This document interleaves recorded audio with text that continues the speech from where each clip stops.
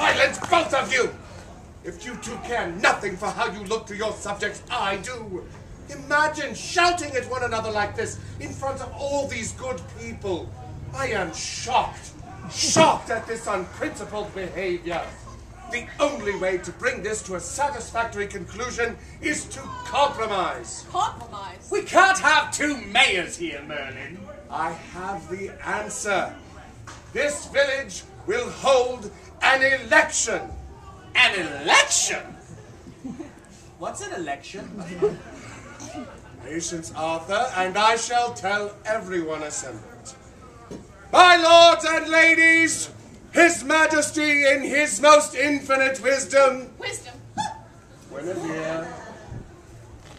In His most infinite wisdom, His Majesty has consented to solve the problem of who is to be mayor by holding the first ever Care Leone mayoral election.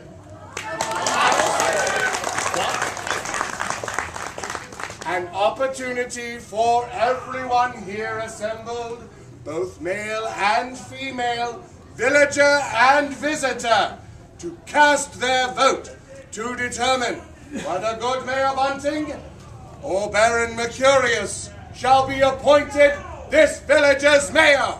And, Merlin, what are these, votes per person, is it? And the one with the most votes wins? Exactly. And no cheating. No cheating, but there goes my old strategy.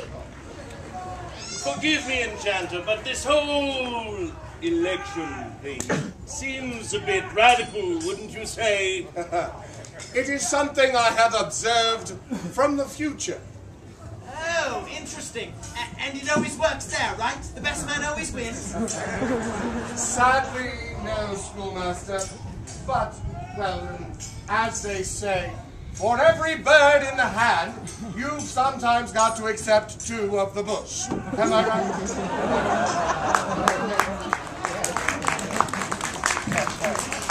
Political humor.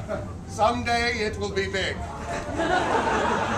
Well, if Master Merlin thinks it's a good idea, then I'm going to stand behind it gladly. And you, Baron? Well, if your majesties think it is necessary, I will accept as well. Well, I for one. We do. Then it's all settled. Yes. What do we do in the meantime? You campaign. That's the most important part of the process. Talk to the people you know and sway them over to your way of thinking.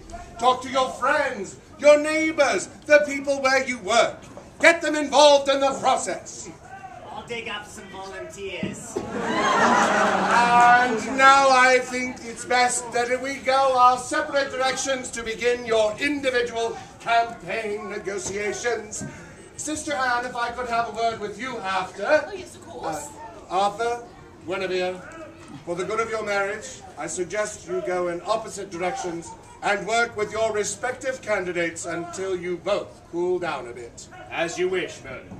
And, may the best man win, eh, Gwen? Oh, don't worry, Arthur. He will. When?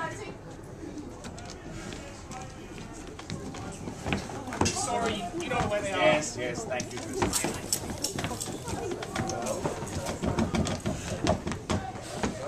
Your Majesty, Your Majesty. And what should I do, Master Merlin, sir? My father doesn't really like me helping with his plans. I'm basically just here to carry this. You are Edward Mercurius, are you not? Well, Edward, the village of Care Leone is an interesting place, and the fall festival is not to be missed. Perhaps we could convince young Estella Bunting here to consent to show you around, eh? Yes. Master Merlin, you can see the future, can you not? I have been there, child. Well, I can see it too. And you can tell Master Usurper there that I cannot see myself now, nor at any point in the future, ever spending even one moment with the nasty little twerp. Good day. Wow. What a woman.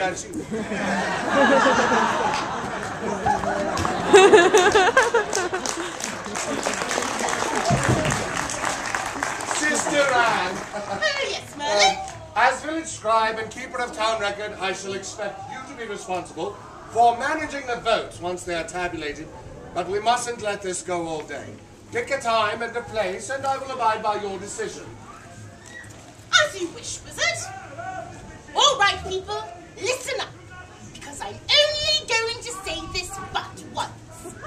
Be at the Goodlift Tavern at the hour of 4 to cast your vote in the first ever Carleone mayoral election. Who will win? The incumbent Hector Bunting or the upstart Baron Mercurius? Your votes will actually decide the outcome. So tell your friends, tell your enemies, be there or be a damned.